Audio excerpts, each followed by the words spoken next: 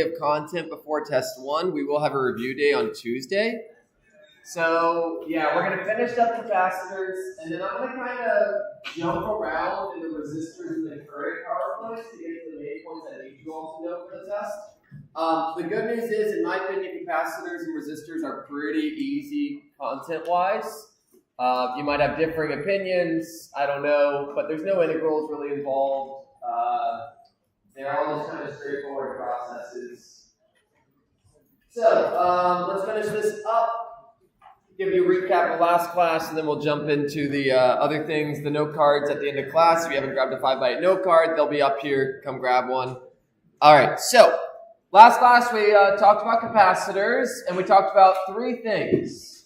We talked about the adding a dielectric increases the capacitance. It lets you store more charge, and we kind of chatted about why. We then talked about the energy also stored in a capacitor. We derived that by doing an integral, but then it comes out to these nice easy equations here. 1/2 Q times V is the one I remember, and the rest are easy to derive with algebra using C equals Q over V. And then we chatted about, we started getting into the last little thing I needed to teach you all, which is series and parallel. Series and parallel is going to be really relevant after test 1. We get to DC circuits a little bit more. We'll spend like a week on DC circuits after test 1.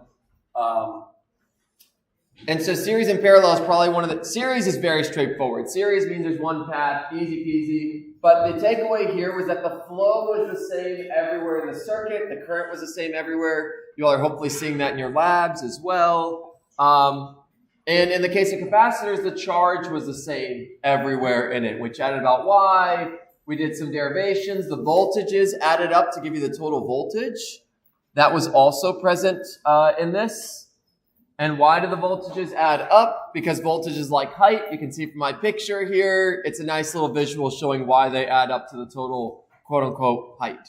Total change in voltage. All right, parallel. I was able to just like say a handful of words about it last class, but we'll finish up this today. So, and this is just more in series. In parallel, the definition of parallel is not that they're physically parallel to each other. The definition of parallel is not that they're physically parallel to each other. The definition of parallel is that they start at some voltage, both things start at some voltage, and both things end at a different voltage. But they start the same and they end the same. If we think of it like height, you can see in this picture, they both start at the same height, they both end at the same height. That is the emphasis of parallel. And then the last little thing I need to mention for you to be able to apply this, just because a path splits, just because a wire splits, doesn't mean my voltage changes. You can see that in my picture. The path splits. Did my voltage change? No, because just because your path splits doesn't mean your height lowers. So what does change your voltage? Capacitors, batteries, resistors. That's what's going to change your voltage. So this little water wheel here, this would be a resistor, but capacitors will also drop it. Batteries will increase it. We'll learn about inductors eventually. Yeah. Probably a stupid question, but like, can it be more than 2? That's a good question. It can be more than 2. It could be as many. It could be a million of them. That's a great question. What defines parallel? They start at the same voltage. They end at the same voltage. I could have a million water wheels all start at the same height and end at the same height, and that would be fine. Your battery would probably have a hard time powering those, but yeah, you can have an infinite number of them. That is a good question. So this next PowerPoint slide is getting at the heart of this. And now I did something handy here that I want you to try to do on this next slide. Notice I colored everywhere that has the same voltage. That's a really handy technique for figuring out what's in parallel. I colored every part of the wire I used one color for the top voltage and I used one color for the bottom. And if they started at the same and they ended at the same, they're in parallel. All right, try that technique with this. Here's 4 pictures. Now, this is traditional. You're like, whoa, what's going on here? Actually, we've already seen this. Remember, a battery is just a high voltage and a low voltage. So here, every circuit has some high voltage. I put 5 volts.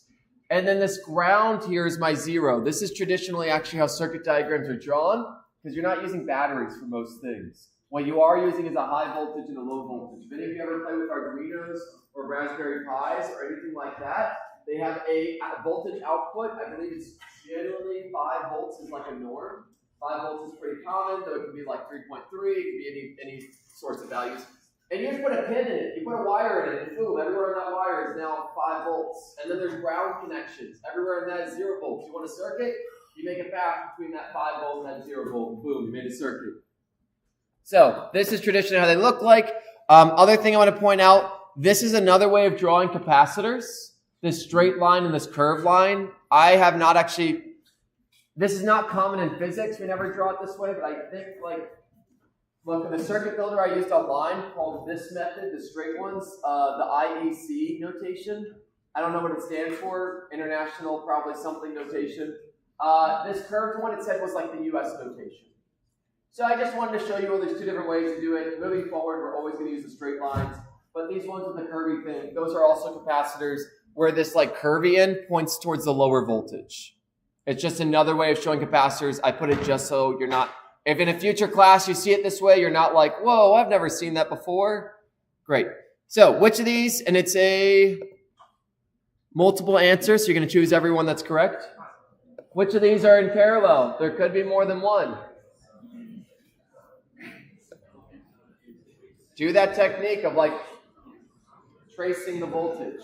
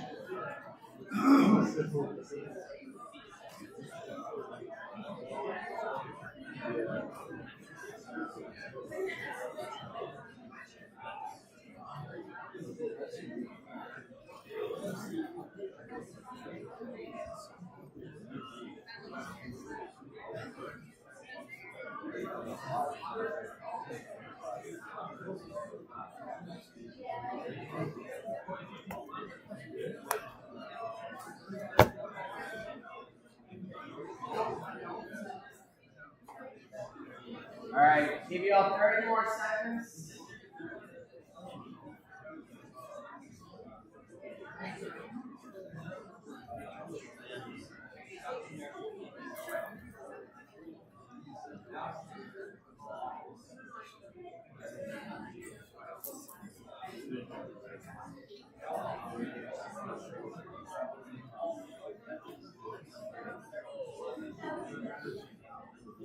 All right, in 5, 4, 3, 2, 1.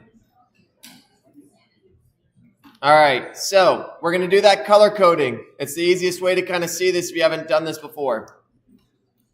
I mean, it's just a nice foolproof method. So everywhere that's 5, we're going to mark red. Just because the path changes, it's still 5. Just because the path splits doesn't mean my thing drops. In fact, it doesn't. So everywhere on this red wire is 5. It's 5 until it hits the capacitor because the capacitor will drop it some. Great, so that's 5 everywhere. And then if I start from the ground, everywhere on this ground is 0. So that means that what's the voltage drop across this guy on the right? 5. What's this one on the bottom? 5. Those are in parallel. Why? Because they start with the same voltage, they end with the same voltage. This is the emphasis I want to get you all into when you're thinking about parallel. Because people get in bad habits of only looking at the ones that are physically parallel and saying, oh, that's the only ones in parallel, when there is an infinite number of configurations that are parallel. So this one down here, this one starts at 5 on the left, this one ends at 0 on the right. Oh, that one's also in parallel. Parallel. This one here, they both start at 5. They both end at 0. This is 0, this is 0. We don't care why it's 0, they're both. We care in parallel, the voltage drop is the same. That's what parallel means. Great, that one's in parallel. This one starts at 5. This one starts at 5. They both end at 0. Oh, great, that one's also in parallel. They're all in parallel.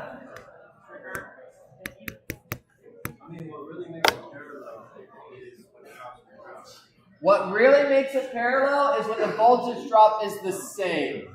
It doesn't have to drop to 0.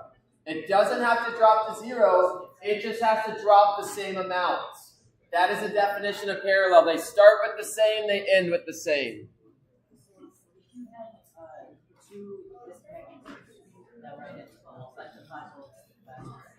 Yeah. Yeah, it's a good question. If you have 2 disconnected circuits, would they count in parallel? Kinda. You could approximate it as such. But what is going to happen is the affect one, it might not affect the other because they're not connected. So that's like kinda, sorta-ish. Kinda, sorta-ish. All right. So these are some exaggerations of this, but this is to get the point across. This is the technique you're going to use. Draw where the voltages are. If the voltage drop is the same, we're going to call them in parallel. This is what's going to make your life easier and prevent you from making mistakes. Again, lots of people get in the bad habit of looking at it and saying, oh, this one on the bottom left is physically parallel. That's the only one in parallel. The others are also in parallel. So, all right, what's the point of this? We need to be able to combine. So for now, like the series in parallel, we're going to get to the punchline here at the end of the PowerPoint so we solve a problem about why do we care about whether in series and parallel, and specifically why do we care about combining them. So, parallel. We've already talked about this. What does this mean about the voltage? They are the same voltage. They have the exact same voltage. What's the voltage drop across this one at the top? 5 volts. What's the voltage drop across the one at the bottom? 5 volts. Why? It starts at 5, it ends at 0. Parallel. It's great. They both get that 5 volts. Now, we're going to turn these into one capacitor. Why? We'll see when we start solving problems at the end. We're going to turn it into one capacitor. It's going to help us out. Just trust me for now that it's helpful. And something I want to convince you all of. So the voltage is the same, but what happens to the charge when I combine them? Well, through the magic of connecting these and pretending like they're one capacitor, you can kind of see what happens to the charge. If this one up here is a charge positive Q, and this one here is a charge, let's call this Q1, let's call this Q2, and I connect them together into one big one, if I combine something with Q1 and something with Q2 and I physically connect them together, what's my total now? Q1 plus Q2. So how much charge does this one have? Q1 plus Q2. Why is that useful? That's how we're going to do our derivation for how to add capacitors in parallel. We need that fact, that when you add them in parallel, the charges add. So, they're going to have the same voltage, they're going to get but the charges are going to add. So let's go ahead and do this. So they get the same voltage, we can see that in this picture. This one's going to have Q1, this one's going to have Q2, and this one's going to have Q net. This one will get the same voltage. You can see it from the picture, hopefully. So, Q net is going to equal Q1 plus Q2.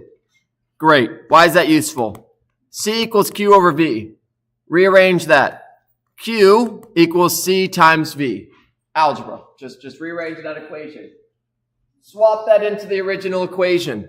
That means that my net capacitance times my voltage equals C1 times the voltage of the first capacitor, times C2, times the voltage of the second capacitor. They all have the same voltage. What happens to the voltage? It cancels out because it's the same everywhere, because in parallel, the voltage is the same. And the final punchline is in parallel. You want to combine them into one? Just add up the capacitance. That's the end result. So, the next slide kind of has all that. So this is the derivation. The next slide will have it in writing. So in series, charge was constant. We added the inverses. In parallel, voltage is constant, and we just add them. All right? Simple, fast rules. So there you go. It's nicely written out there. Same exact thing I just did, but in typing, so it's a little prettier. And there you go, the nice little summary without the derivation. And I don't care, and again, this harkens back to one of the other questions. How many can add in parallel? An infinite number. So this n here represents however many are in parallel. If there are 10 in parallel with each other, then add them all up. Turn them into one. Yeah? Wait, what did you say about series and parallel? In series, we added the inverses. Yeah, so if I jump back to there's a nice slide back here. In series, if you want to combine them into one of them, you do the inverses. And in this one, charge is constant. That's why. In parallel, you just add them. When we learn about resistors, they'll have opposite rules, which will be a fun mix-up. But that'll be a test 2 thing. The voltage is constant, but that's not. Oh, this is a typo. Voltage is constant in parallel. Series, charge is constant. Parallel, voltage is constant. By charge, you mean current, right? Charge in this case. When we get to resistors, it'll be current. Yep. Charge is how much is on them. Current would be the flow. There's actually no current flowing through these. It's a good question, though. Okay, so I've been trying to, for now, I've just been showing you how to combine them. And I've kind of sprinkled in through this PowerPoint the reasons why we're going to do it, but now we're going to see it in one problem. So this problem here says, this is like a classic problem, combine a bunch of circuit elements, find out everything about the circuit elements.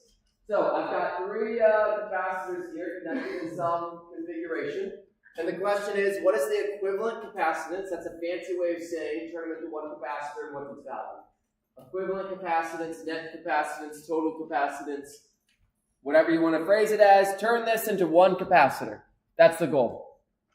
Then, part B and part C say find the charge on each capacitor.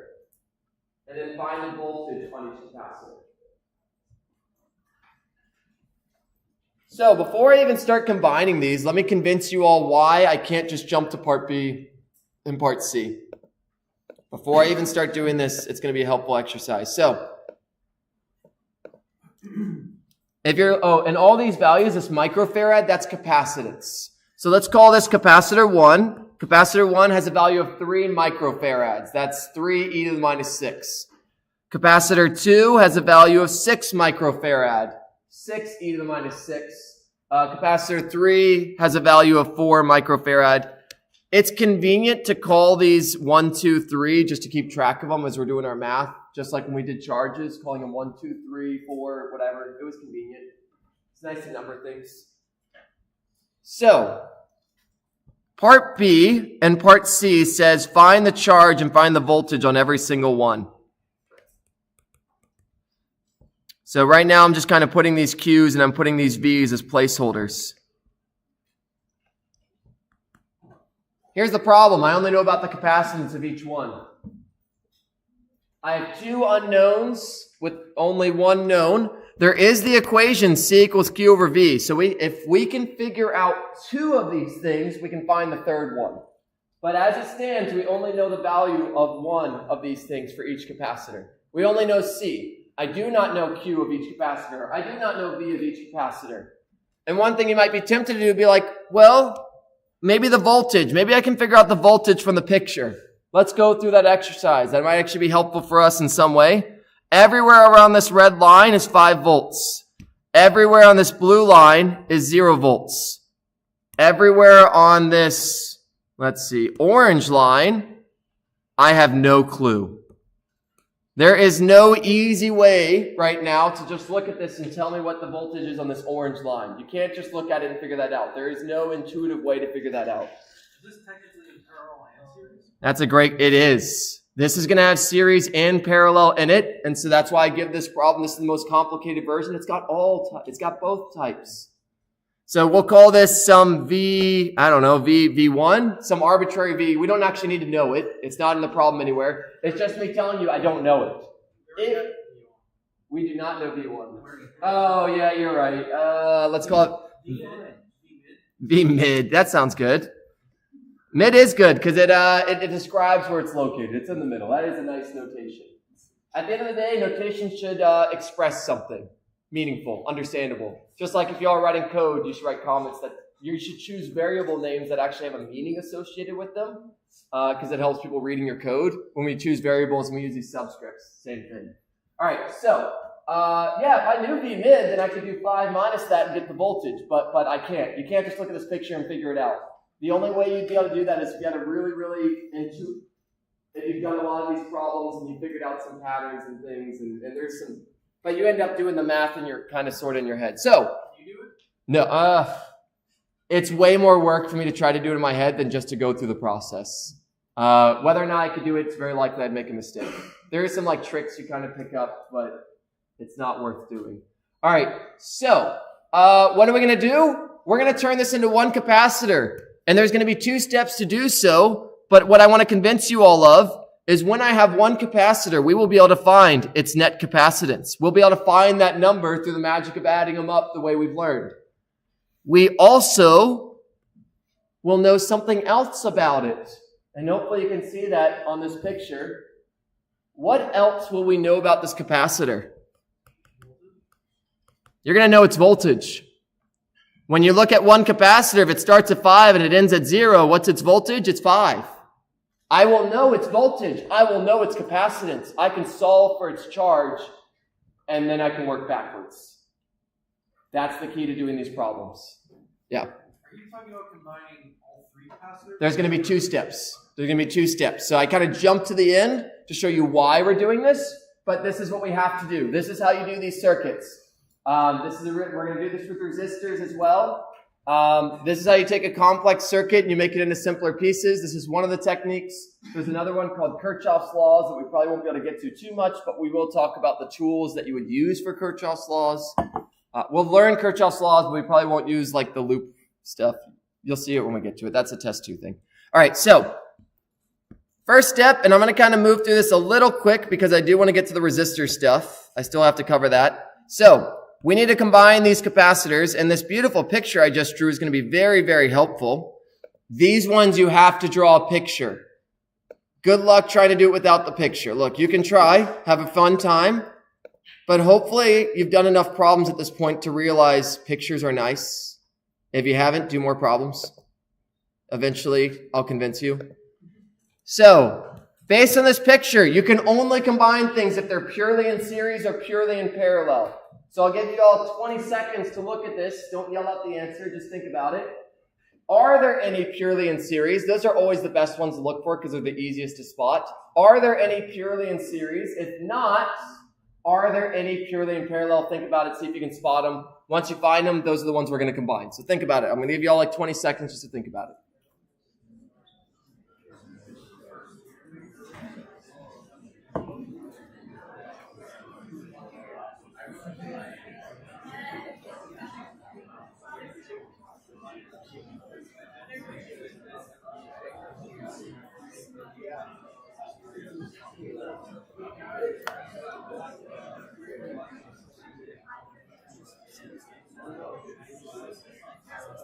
All right, so series means one after the other, no alternative paths, only one path. The problem is every single capacitor, so if I try to go from this first one to the third one, there's a junction, there's alternative paths. That's not in series. If I try to go from the second one to the third one, oh, there's another junction. That's not in series, there's alternative paths. If I try to go from the first one down to the second one, oh, there's a junction. There's junctions between all of them. None of them are in series. None of them are one after the other with no alternative paths in between. Parallel, are there any that share the same voltage on each side? Yes. You can see through the magic of color coding where my different voltages are, and you can hopefully see that capacitor 1 and capacitor 2 are in parallel with each other. Same voltage at the beginning, same voltage at the end. It's very easy to see when they're color coded, hopefully, but if you don't color code it, again, that's a helpful trick when you're first learning. It can even be a helpful trick way later on when you get crazy circuit diagrams with these things can get gross. They can get wild. Electrical engineers have fun. Huh?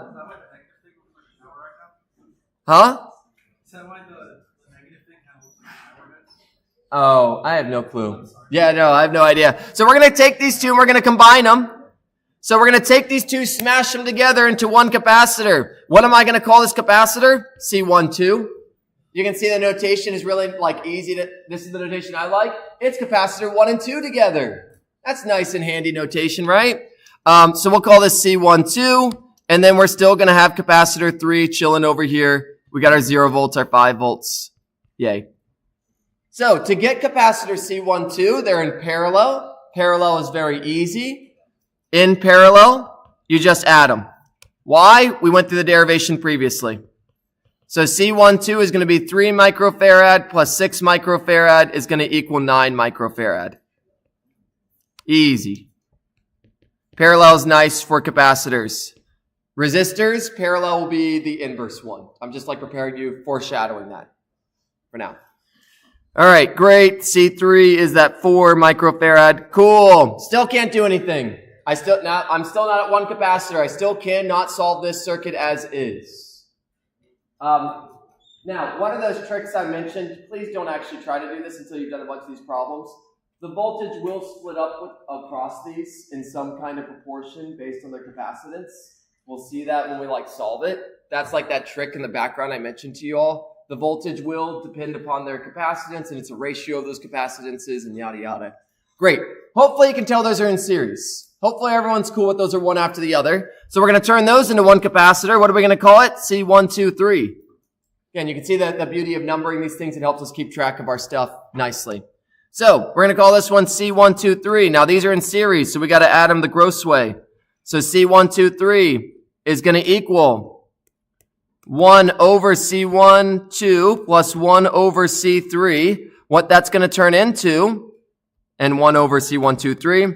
So we're going to do 1 over C1, 2, because you got to divide. That's just algebra. So 1 over C1, 2, 3 equals 1 over C1, 2 plus 1 over C1 plus 1 over C3. To get the C1, 2, 3 on top, you take the other side and do 1 over it. You all can figure out the algebra for that. Why? If you're like, whoa, why? Think about it, try it. When you're we're not covering as many things, it'll be easier for you to think through on your own. But yeah, straightforward, 9e to the minus 6, 1 over 9e to the minus 6 over 1, 4e to the minus 6. And that'll spit out something. It's not going to be a nice number. It's going to be some decimal.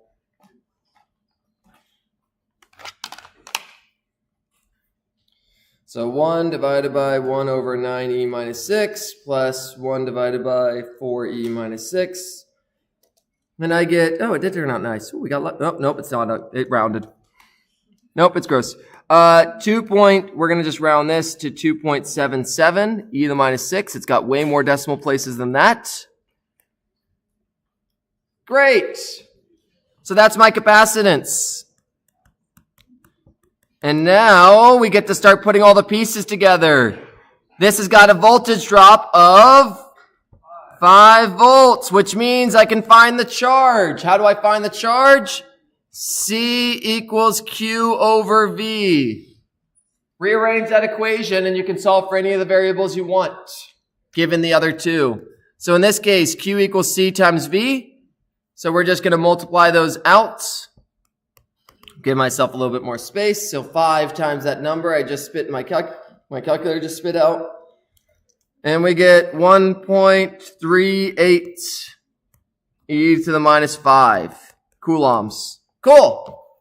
We have only done one part of the problem so far. The problem asked us find the net capacitance. Great, we did it. Part B and part C, it says find the charge and voltage on every capacitor. 1, 2, and 3. How do we do this? We start going backwards through our pictures. So, we go backwards. It's in series. What is constant in series? Charge.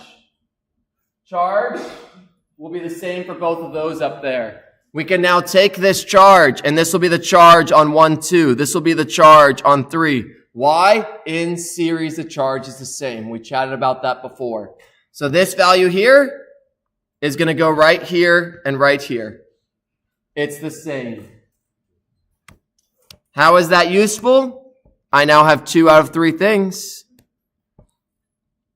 And I'm going to actually, just for funsies, I don't want to take up as much space. 13.8 micro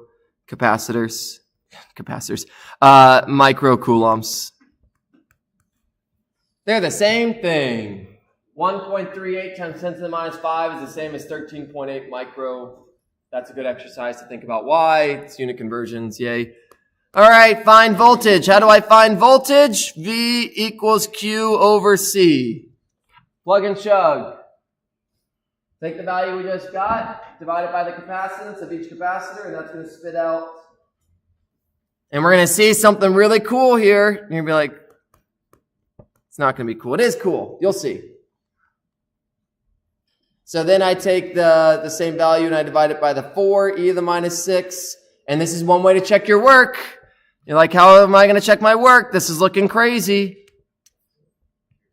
If you add those voltages together, what number do you get? 1.54 plus 3.46. It equals the total voltage drop. One drops by 1.54. The other drops by 3.46. How much have I dropped in total? 5. It all works. Isn't that nice? Isn't that cool? I think it's cool. All right. I got lost at the start. This is a problem that you got. There's a lot of steps here. As with anything I cover in class, I do not expect the vast majority of people to understand everything I'm doing in class. That would be awesome if I could, but the reality is that given the amount of time I have, I'm not able to give you the processing time. I am able to show you though, and then in the top, when you have more time, you can go through the problem and hash it out. It's a great point. It's a really important point I always want to emphasize, and this will be true of every class you all take going forward. It's okay to not understand it in class. What's not okay is to leave it there. I just don't understand when you start with C1, 2 equals C1 plus C2. Why do we choose those? They were in parallel, so I could combine them. How do you combine them in parallel? You just add them. Right, I just didn't see the parallel. Parallel, they have the same. What's the voltage drop across this first one? 5 minus V mid. What's the voltage drop across the other one? 5 minus V mid. They have the same voltage drop across them. That defines parallel. Nope, that's the one I don't want you to get in the habit of. Parallel means same voltage drop. All right, the last step, this one for the sake of time, I'm going to leave this for you. This will be a good exercise if I do everything. We go backwards. We're going to break C1, 2 into the 2 in parallel. What stays the same? Take this voltage, put it here. Nope, not there. Put it here. All the other V3 we already figured out. Those are all there. I'll color code it for you. So over here, V3 is done. That will just go here. The last step, I have the utmost confidence. Again, at the end of the day, you need to go through these yourself. So please do. But I'll leave this last step for you all, and that will be the final answer. So for B and C, do you only want the answers for the original 3? Or do you want Yes, I only want them for the original 3, but by necessity, you have to do every single one. Yeah, there is no skipping steps. Does this have a bunch of steps to it? Yes. Is there any shortcuts? Not really that I'm aware of. And this is just how you do these problems. Again, the only real shortcuts here is if you really understood what you were doing. That voltage drop, if we look at that 9 farad and that 4 farad, I believe 4 over 13, if you multiply that by 5, it'll spit out 1.54. If you do 9 over 13, I think it'll spit out, I'd have to think about that a bit more. It's a little bit easier to explain with resistors. You can see they each get a ratio of the voltage depending upon their capacitance. Again, don't worry about that. Go through this process. It's not, the quote-unquote shortcut still requires a lot of thinking. All right. So if they're in series, the charge is the same. And Yes. If they're parallel, the voltage is the same. Yes, great question. When they are in series, the charge remains the same. When they are in parallel, the voltage remains the same. And that last fact, that in parallel your voltage remains the same, will be true of anything. Capacitors, resistors, inductors, literally anything in a circuit, if they're in parallel, it's the definition of parallel, is that their voltages are the same. When we get to capacitors, instead of charge being the same in series, it'll be that the current is the same in series. Yeah. The red line on it, right? Yep. Does that make it to where both the capacitors is 5V? They start with 5V, and then it drops. It drops not all the way to 0. It can't see the 0. It can only see this other side. This other side is some V mid. We don't know what it is. Oh, and then it's like going outward into like the light. It can't make it to the 0. There's a capacitor in the way. Yep. All right. So, last PowerPoint. I got 40 minutes. So, again, I'm just going to kind of hop through this. And I'm going to emphasize the things I need you to know. Resistors, we're just going to cover the basics of them. We're actually not going to cover them in series and parallel. Definitely don't have the time for that. But we're going to define what a resistor is. We're going to define what current is. and we're going to define Ohm's law. We may or may not get to power. We'll see. Yeah.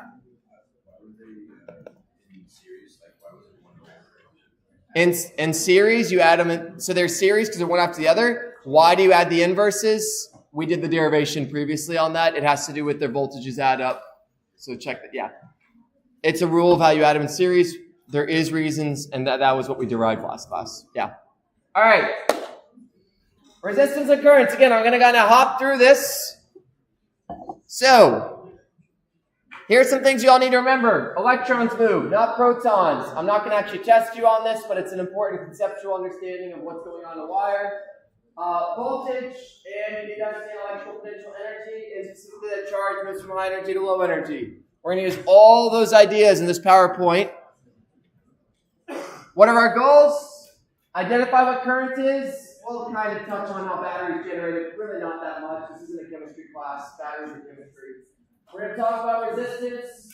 We're going to talk about Ohm's law. And we're going to talk about how you can take electrical circuits and convert them energy from one form to another and the power equation for that. Great. All right, so I got a table with a bunch of balls on it. How do I get all of them to move at the same time? Yeah, so if I group this together and I tilt the table, they're all going to start rotating. What have I introduced between the two ends? There's a height difference. What is our analogy for height? Voltage. How do you make current? These moving balls, that's current. Instead of balls, make it electrons. Kind of, sort of. The electrons are going to roll up the hill instead because remember, they do the opposite thing. But this is the idea, y'all. This is why you have a voltage source. This is what current is. A wire is filled with electrons. A wire is not empty space. It is filled. Think of it like a pipe filled with water. You got a pipe filled with water. How do you get all the water moved? You tilt it. It is not sufficient to just take this table. So if I had this table and it was flat and I just moved it higher, nothing's going to happen. I don't care if you make this a high voltage, nothing's going to happen. You need a high and a low. You need a difference in voltage for anything to happen. Those power lines out there are all at thousands of volts. Are you concerned about them? Hopefully not. When do you get concerned about them? When they hit the ground and they experience a difference in potential. They have thousands of volts. The ground has 0. That's a lot of electricity flowing between those two things. So it's all about the difference. Nothing's going to happen until there's a high and a low, i.e. a battery. I don't care if you hook up a wire to one end of the battery. Nothing's going to happen until you connect it to the low end. And now there's a high and a low. So, great, current. Sure, I'll ask you all this. A positive voltage on the left, a 0 voltage on the right. Which charges will move in which direction will be positive to the right, positive to the left, negative to the right, negative to the left? What will physically happen? Give you all a minute on this.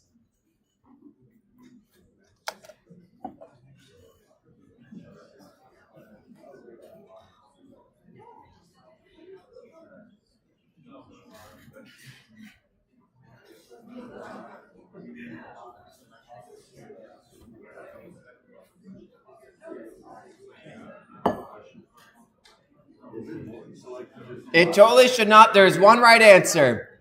Yeah, only pick one answer. It was on multi-select before, so it defaulted that. I am realizing that now as my thing is collecting weird answers.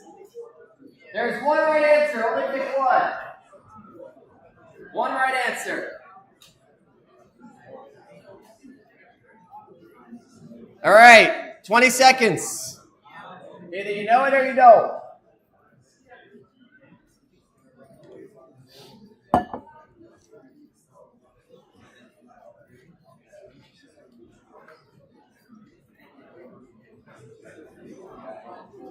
In 5, 4, 3, 2, 1.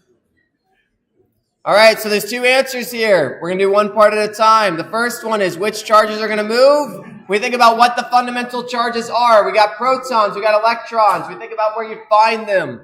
Protons are bound to the nucleus. Protons are stuck to the nucleus. Those are those positive charges.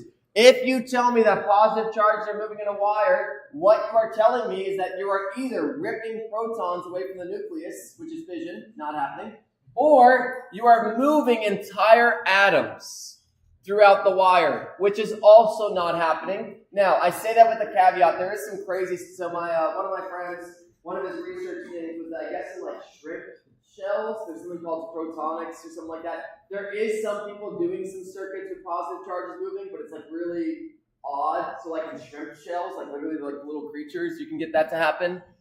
In a battery, that is what's happening, is you're literally moving positive ions from one end to the other. But when we talk about a circuit and a wire and a piece of copper wire, you are not literally taking copper atoms and shoving them along the wire. What are you taking? You're taking these electrons that are free to move around.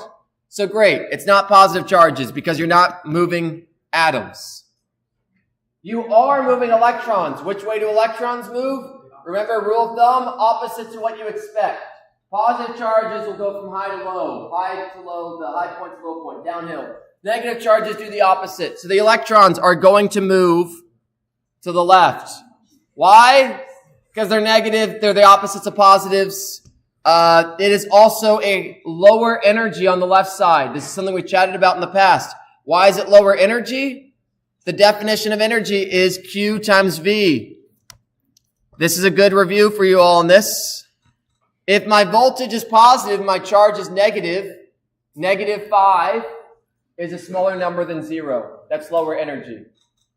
You're like, what is he talking about? Negative charge times positive 5 is a negative number. A negative number is smaller than 0. Negative 10 is smaller than 0. Negative 5 is smaller than 0. Negative 1,000,000 is smaller than 0. That is a lower energy. So the voltage is higher, but the electron see this as a lower energy. That's why it goes uphill, quote unquote. So A and B is just. Oh, one second, let me get it. Yeah. Yeah, I think it might be similar. So why isn't it plenty of positive answers? Positive means physical protons will be moving or physical atoms, and that's not happening. Yep. A and B is there to throw us off because there's no positive charge. Oh, there is positive charge. I mean, you could ionize this wire, but they're still not going to move. But I thought you said wires are inherently negative. No, wires are neutral.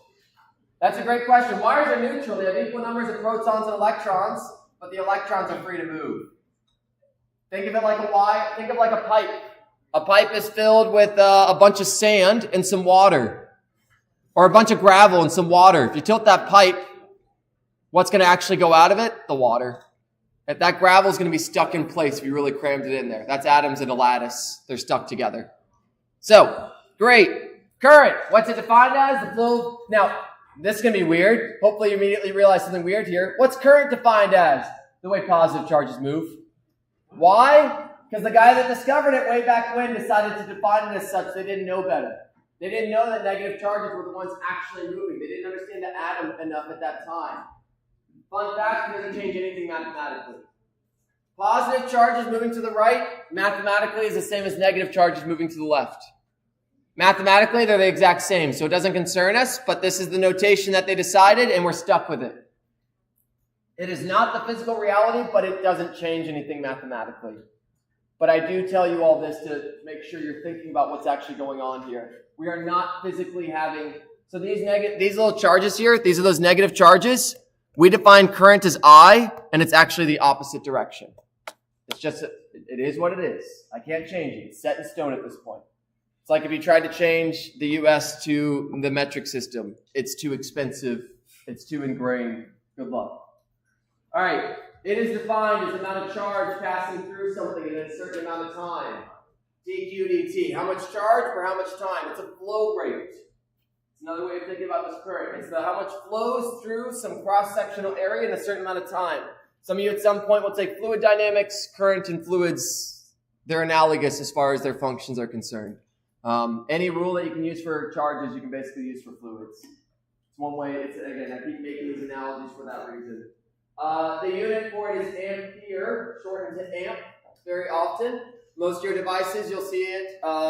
They'll list the voltage, they'll list the amperage. If you try to put, we're going to learn there's a relationship between those two things. The variable is I.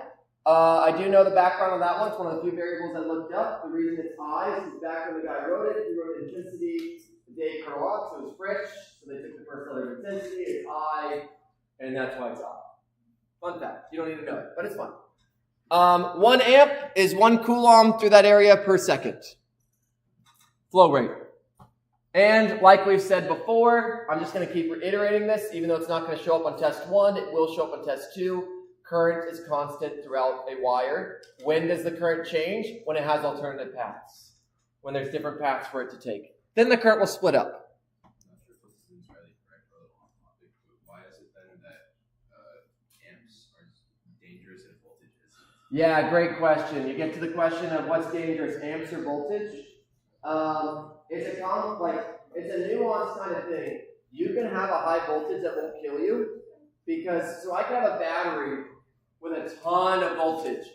But the problem with that is, think of it like a hose that I make one end of the hose really, really, really, really, really high up and the bottom of the hose really, really, really, really far down. That hose is really small. I don't care how high that is. There's a limit to how much current you can output depending on your physical device. So you can have a high voltage and it's not dangerous because it just can't output that much charge per second. The mechanism that's generating the voltage doesn't have enough water. It can't keep adding new charges. So that's basically high voltage can be safe if it's current limited, meaning it just isn't possible to output it due to a bunch of mechanisms. But whereas these wall sockets are 120 volts, it's actually pretty low voltage. They are not current limited. They will output as much current as you need because they're connected to the entire electrical grid. They have a lot of supply. So that 120 can be enough to get you pretty good. So that's the detailed answer there is, be careful around high voltage because you're not going to know whether it's current limited or not. And obviously be careful about wall sockets because they're not current limited and it's enough to get you. Yeah. All right. Why is it that water not just looking this one? Oh, they do. Water is conductive. Why is it lucky? Oh, it does. Water is a conductor. If you have a voltage different across that water, it will electrocute you. If you have a power line in water and you jump in that water, it's gonna be bad. All right. So, great. This one, look, this is really straightforward. I'm not gonna actually open it for you. The answer is 0.25. I'll let you figure out why in the future. Yay. This one, really quickly solve this. I'll show you how to solve it. Leave it for you. This says solve. Okay. Let me actually read the problem. The current through a conductor is modeled as this equation. I of t equals I naught cosine 2 pi 60 hertz t. Oh my gosh, that looks so crazy. What's the equation? Find the equation for the charge as a function of time. So, what are we solving for? Charge. What's the only relationship I've given you between charge and voltage? This derivative. Rearrange it. dq equals I dt. Physics, we're allowed to do this weird thing where we split up this derivative. Mathematicians, I think, don't like it, but I don't know for sure. Whatever. How do I get the total charge? Integrate both sides. Easy peasy. So q as a function of time is just going to be the integral of this. And you might look at this and be like, oh my gosh, it's a really easy integral. My hope is you all look at this integral and you're not intimidated by it because it's a pretty easy integral. There's a t inside it. It's just a regular old cosine. Sure, there's a bunch of numbers, but who cares? They're constants. So the answer to this is really straightforward. It's going to be I naught times sine of 2 pi times 60 times t, all divided by 2 pi times 60. I'll let you all practice that on your own. It's a really simple integral. Plus a constant. It's an indefinite integral, so we just chuck that constant at the end. Easy, great. I'm just showing you all you can do this. Yeah, why is there a frequency? When we learn about AC circuits, we're going to learn that this is what the equation might look like for an AC current, when the current varies over time. So when we talk about AC voltage, there's going to be an AC current and alternating. AC voltage stands for alternating, and it alternates on a sine wave or a cosine wave, depending on your preference. So the same thing, but shifted. Yeah. Because in the last one, it doesn't make any sense. Last one, you convert it to seconds. Yeah, 30 divided by 120. Yeah, it'll work. All right. Current density, don't worry about this too much. There is a couple problems. It's really straightforward. What is charge density? Charge density, for example, lambda was Q over L. Sigma was Q over A. Rho was Q over volume. What is current density? It's current divided by area. It's how is the current spread out over this area that it's passing through. I am mentioning it very briefly, and ideally we have more time on it. I'm mentioning it very briefly because physics majors, you almost exclusively work with current density as opposed to current. Electrical engineers, current density is far more useful. It's great to know how much current is going through something. It's even better to know how that current is distributed in your wire, how it's spread out over that wire, because it's not always a constant. In fact, it very often isn't. Often the current will be, and I have to double check this. I think for conductors, it might tend to travel over the surface of it, but don't quote me on that. That's something I gotta look into. But yeah, how the current flows through a system matters.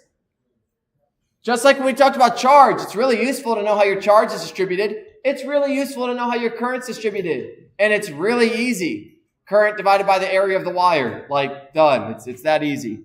It's the same as charge density, but with the word current in front of it. So, sure, let's see if that made sense. This one I'll let you do. I have a current I through a circular wire with radius R. What is the current density through its cross-sectional area? Is it 2 pi Ri? These are I's, not L's. A lot of blocks, the I's look like L's. Those are I's. I divided by 2 pi R, I pi R squared. Oh, it's short answer. Get rid of that. I'll delete that. I hit the wrong one. Thank you for catching that, because that would have been a pain to grade. Multiple choice. Okay, great. It's because when I did the drop down, it was weird. Anyway, great. I'll delete that one because I don't want to grade a bunch of short answers. 2 pi r I divided by 2 pi r, I pi r squared, or I divided by pi r squared, which is to be the distribution of the current through the area.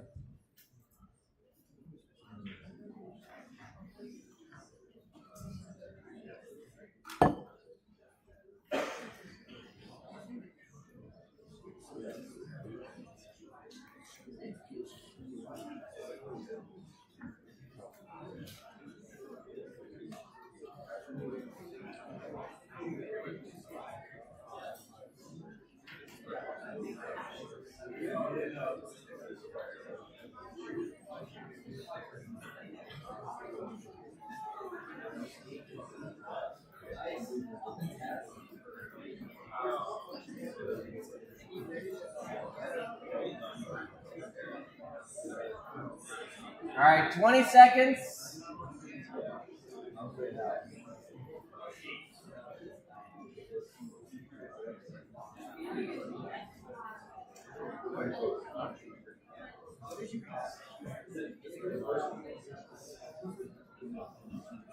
All right, 5, 4, 3, 2, 1. We assumed a uniform charge density, otherwise it'd be more unpleasant. But because we assumed it was a uniform one, I haven't shown you the variable for this, but we're going to see in the next slide. It's called J. Why? Because it just is.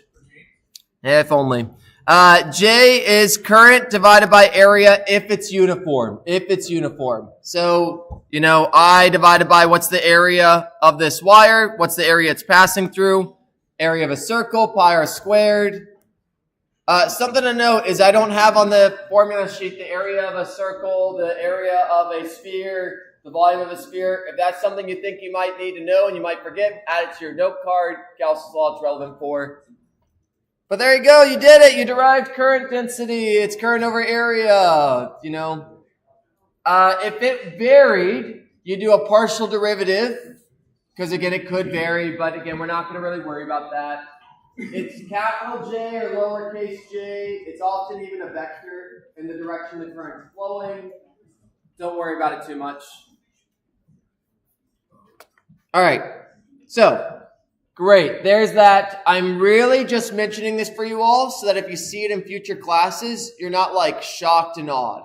It is hopefully very simple to understand. It's how the current is spread out, just like how the charge is spread out. But that's the main reason I'm going to do it. There's not going to be a single question on the test about this. So, about current density. current density is a vector?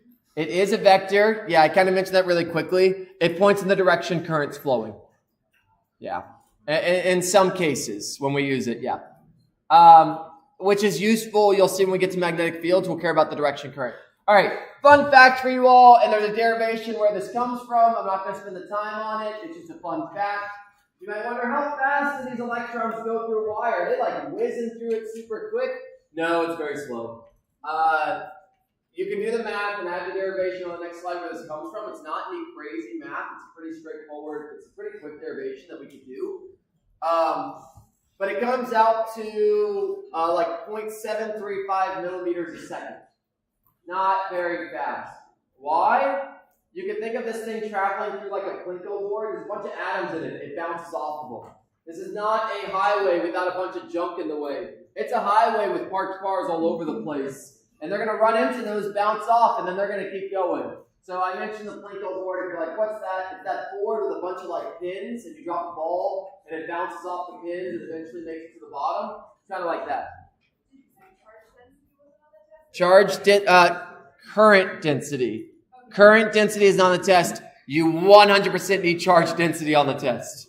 Yeah, please make sure you know charge density on the test. For Gauss's law is the main application.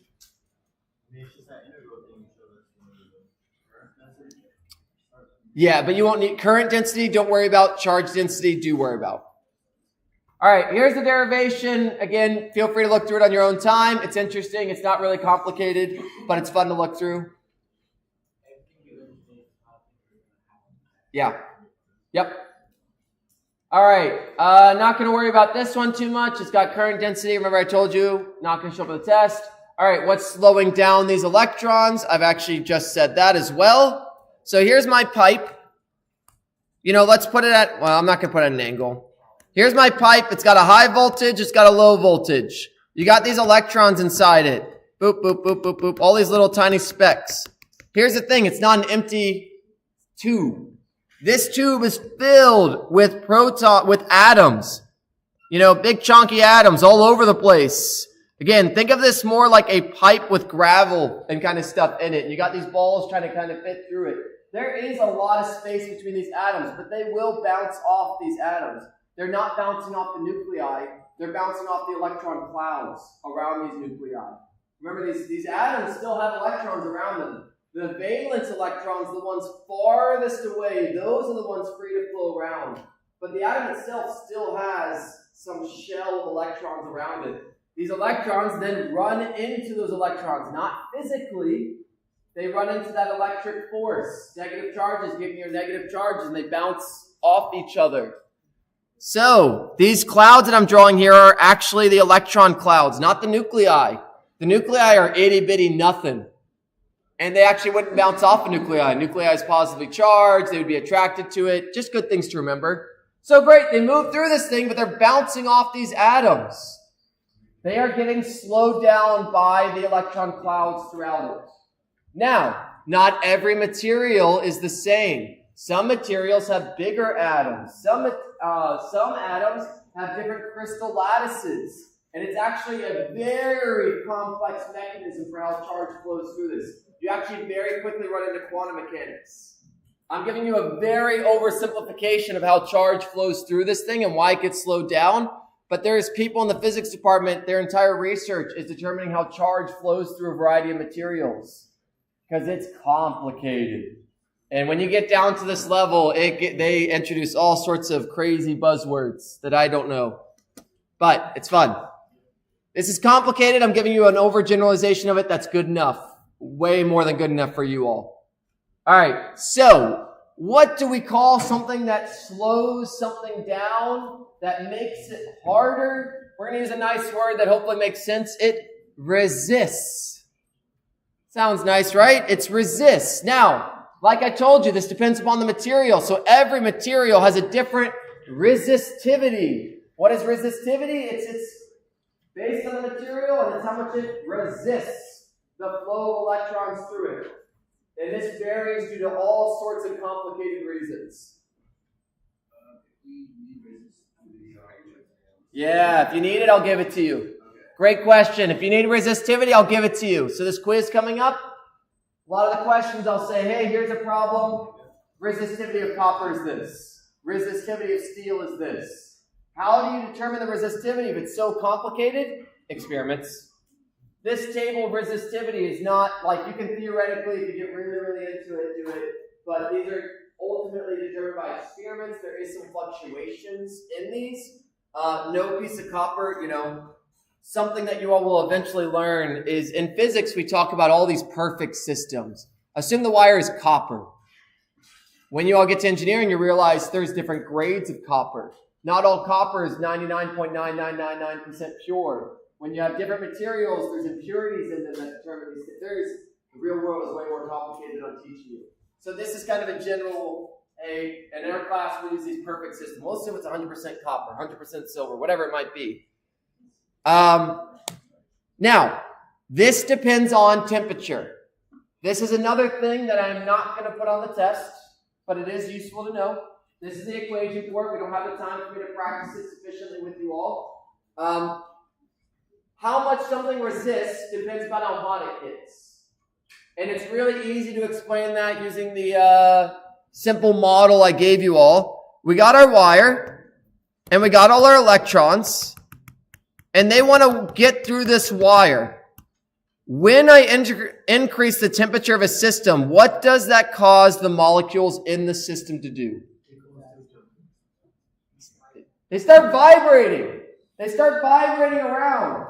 Think about if you all walked in a really crowded room.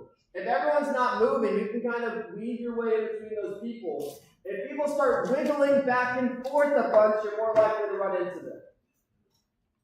Increase the temperature, those atoms start wiggling, electrons are more likely to bump into them. That's the reason here. So, that's a useful thing for you all to know. Again, we're not going to actually have you do any of the math with it. The equation, it's pretty straightforward. There's a coefficient. You plug in the stuff. You see how much it goes up. It's not too bad. Don't worry about it. We didn't have enough time to get through it. But it's fun facts. I do want you all to at least have that fact somewhere in your brain. All right. Again, not going to worry about this. All right. This one I will worry about. We are getting near the last parts I do need you to know. Which of the following choices will make it easier for charges to flow through a wire? And this one, sorry, need to delete this one. There's more than one right answer. Do I make the wire thinner, make the wire thicker, make the wire longer, make the wire shorter?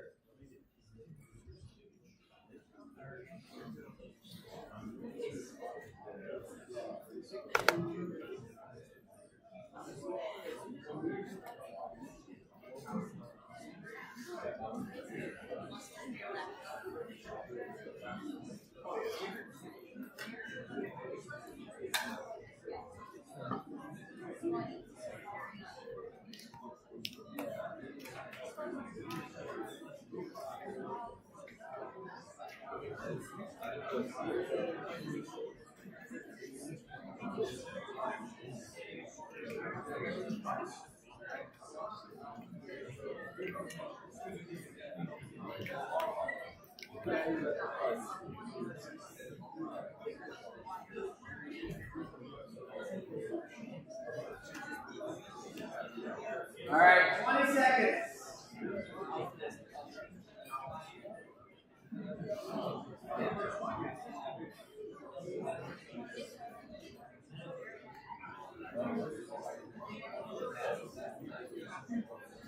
And 5, 4, 3, 2, 1. All right, so I'm going to use a couple analogies here. I'm going to use a road and I'm going to use water in a pipe. When do things flow better? When it's a 1-lane highway or a 4-lane highway? Great, make it thicker. Thicker means make the wire wider. Give myself more room. More highway, more lanes. That's the way to understand that. All right, the other one is you have a pipe. If you have a short pipe, there is some drag along the walls of that pipe when you put water through it. If you make that pipe longer, if you have the same height difference, that water is going to come out slower. Long pipe, same height difference, slower. Shorter pipe, same height difference, faster. Why? Because it's getting slowed down by running into those walls. Same way they'll think that. So how do you make it easier? Make the wire shorter. Shorter wire, less resistance. Thicker wire, less resistance. In your house, there's a certain gauge wire that is necessary to run between things such that it doesn't burn down your house. Thinner the wire, the more dangerous it is. So great, look at that, we're spot on. And you put all these pieces together and you get resistance.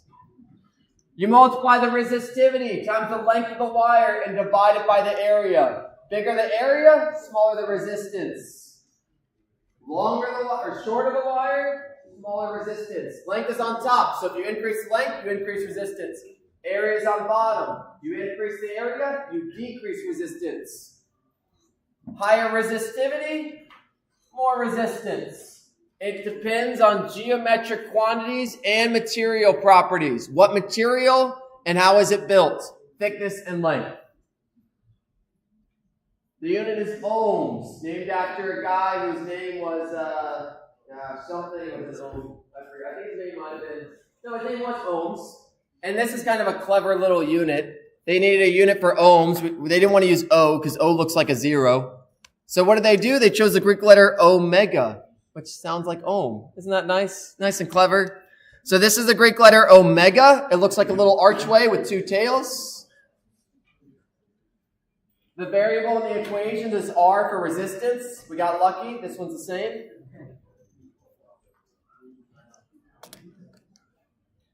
And yeah, this is how much a wire is going to resist something, how much material is going to resist something.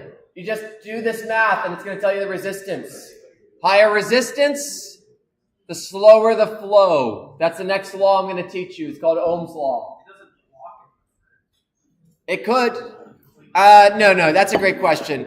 Can you completely block the flow? If I'm giving you resistance, no, it'll just be very low. Technically, at some point, you get to a weird place where, yes, it could block it completely, but don't worry about that. Mathematically, it just doesn't work with what I'm teaching you. If I'm giving you resistance, it's for a conductor. I will not give you resistance for an insulator because insulators don't conduct at all. You can think of insulators as having like an infinite resistance.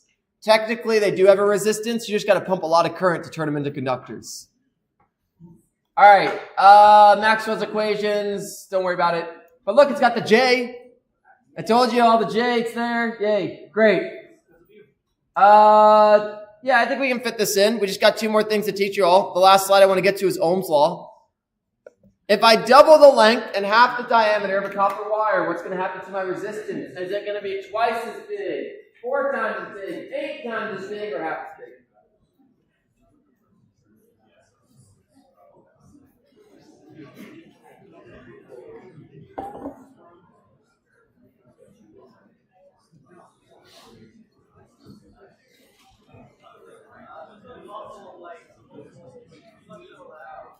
Is it multiple choice? Gosh, fun. 1 right answer.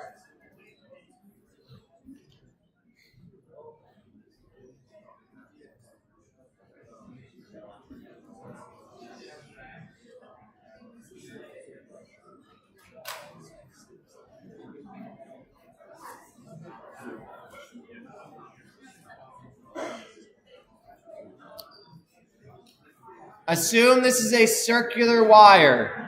If I use the word diameter, hopefully you assume that already. All wires are circular due to the ease of producing them.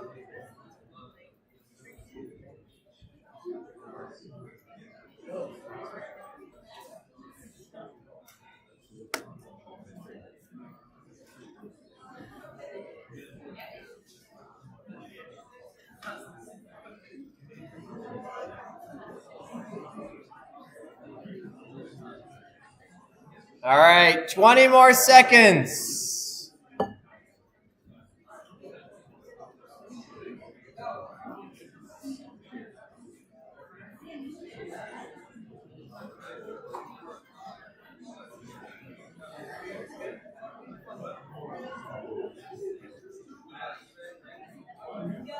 All right, in 10, 9, 8, 7, 6, 5, 4, 3, 2, 1.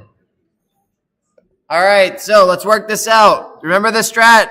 You write the original. Resistance equals resistivity times length over area. And then we see what changed. Now, I gave you diameter, so we probably need to change area to something in terms of diameter. So we're going to rewrite this as rho L over, and I'm not going to put in diameter, I'm going to put it in radius. Fun fact, if you half the diameter, you half the radius.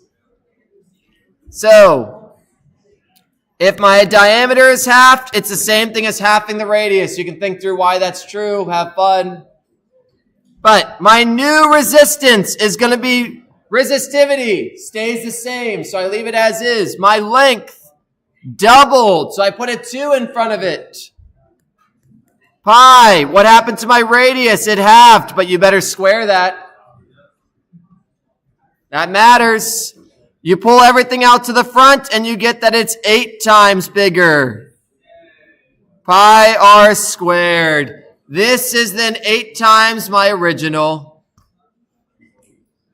Why? Because the radius was squared. Whatever you do to the radius, you better square. Don't forget that. That's a classic mistake.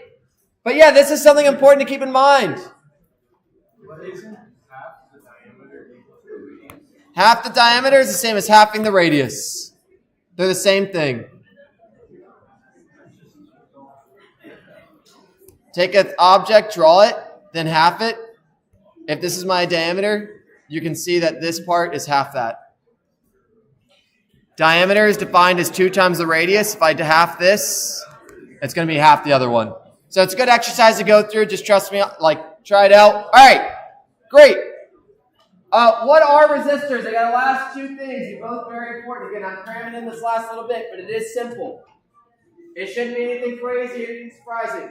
Everything is a resistor. Everything. Every wire, every element. If electricity is flowing through it, it's acting as a resistor. Your battery even has what we call an internal resistance. There is resistance inside of a battery even that you sometimes have to account for. Everything is a resistor. If you connect yourself to a circuit, electricity flows through you. You are a resistor. Now, traditionally, if you want an exact resistance in your circuit, you're not just going to make a long spool of wire, though you totally can. That is one technique.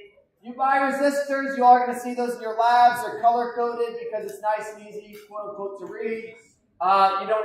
You do not need to know how, but I'm showing you this. In circuits, this is the symbol for resistance. Why? I don't know. It just is.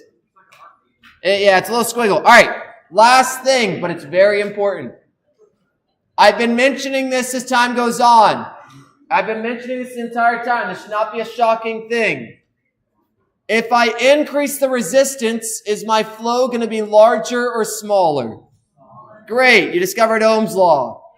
Ohm's law says that whatever height difference I put on my circuit, whatever voltage I put on my circuit, divide that by the resistance in the entire circuit, and that's going to tell you the current flowing through it. Your height difference is going to determine kind of how much you can push through it, but if you have a really high resistance, your hill is really bumpy. And a bumpier hill means things are going to roll down it slower. V equals IR. This is a law. It doesn't say why. It just says this is how the world works. You got more resistance, you get less current. Now, not every device follows this rule. This is not going to be a problem in our class, but I mention this to you all because it could be a problem in future classes. Objects that follow this are called ohmic devices because they follow Ohm's law. Objects that don't are non-ohmic. If you heat up a light bulb a bunch, it becomes non-ohmic because you've increased its resistance in a non-linear way. All right, great. This will be our last question. I believe in you. Let me make this a single answer. Circuit's got a potential difference of V. Resistance is 3R. Find the current. Just a last quick check if that equation, if you actually heard the equation or whether or not it went through one ear and out the other over your head or whatever. And this will be it. We're not going to cover power on the test. We clearly didn't have the time for it. On the test will be Ohm's law. On the test will be resistance, resistivity, that kind of thing. No, you do not need to identify a resistor based on the color values. That's an engineering thing.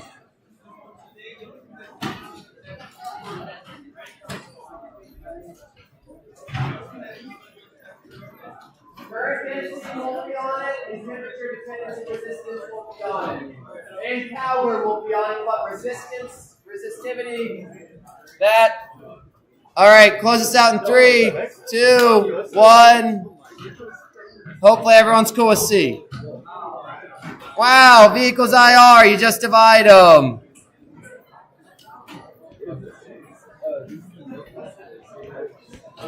Great. Have a good one. Good luck. Study on Tuesday. Go to the physics help room. Go to SARC. Use other resources. I will have office hours. I might look for a bigger room because I might end up getting a ton of people this next week, but I haven't done that yet. If I do, I'll send out an announcement.